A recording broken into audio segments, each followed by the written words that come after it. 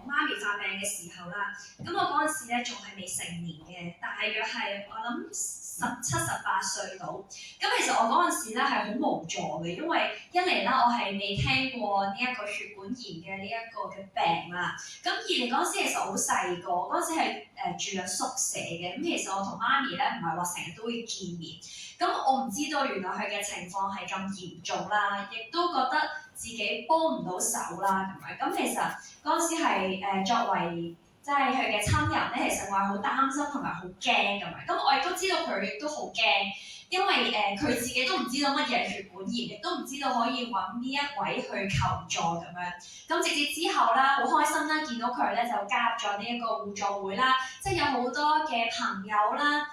一直去幫助佢咁樣，咁亦都用唔同嘅方法一齊去治療。咁而且我覺得最開心嘅嘢咧，就係其實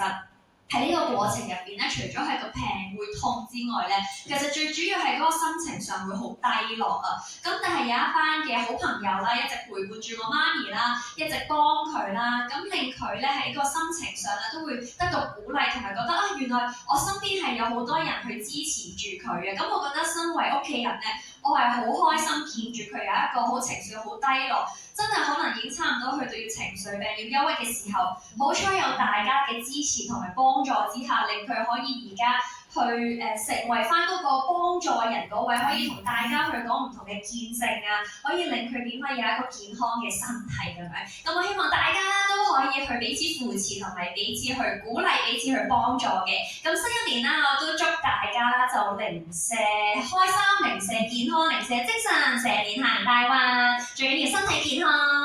多謝。